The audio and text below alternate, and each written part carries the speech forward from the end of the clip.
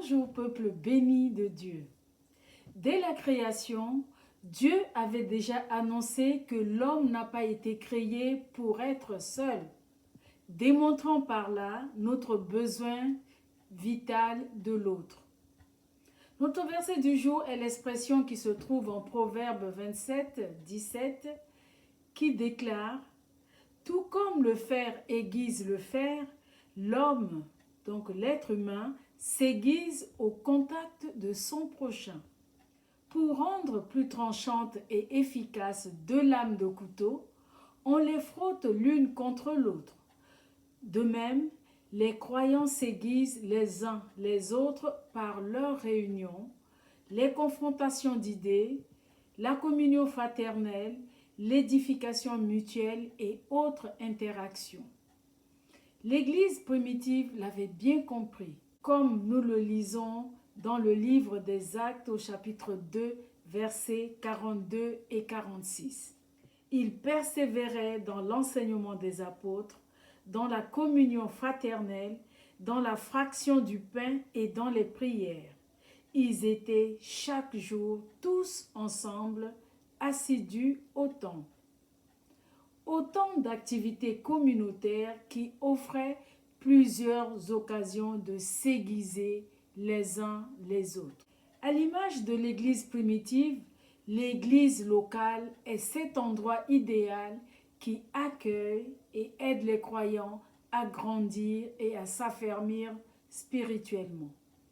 Malheureusement, depuis l'avènement du Covid et le confinement qui s'en est suivi, qui ont exacerbé notre tendance humaine à refuser d'être contrariés ou de recevoir des corrections des autres, beaucoup de chrétiens ont adopté une nouvelle mode, celle de rester chez eux et d'écouter des prédications sur Internet, abandonnant ainsi leur assemblée.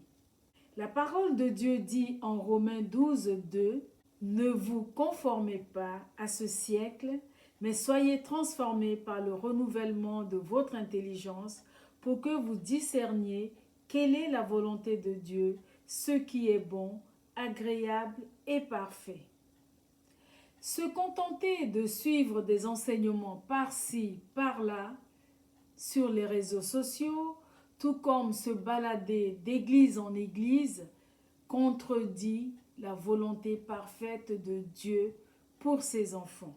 L'église locale est le modèle de prédilection que Dieu a choisi et désigné pour rassembler ses enfants en son nom.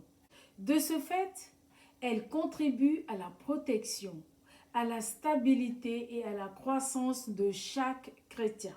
Il est vrai que le salut est personnel, que tout chrétien est le temple du Saint-Esprit et qu'une relation avec Dieu se vit en tout temps et au quotidien.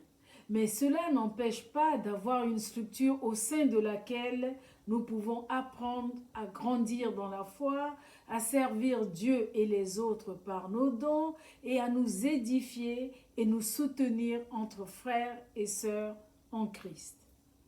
Ce contact avec les autres est important pour polir nos aspérités qui peuvent blesser et nous amener petit à petit, grâce à l'œuvre du Saint-Esprit, à mettre en pratique la parole de Dieu et à développer le fruit de l'Esprit qui est amour, joie, paix, patience, bonté, bienveillance, douceur, foi et maîtrise de soi. Bien-aimés de Dieu, en ce jour qui a commencé, soyons encouragés à passer plus de temps ensemble pour nous exhorter, nous encourager, partager la parole de Dieu, nous reprendre avec amour, prier les uns pour les autres et pour l'Église locale, afin qu'elle accomplisse plus efficacement l'œuvre que le Seigneur l'a appelée à faire.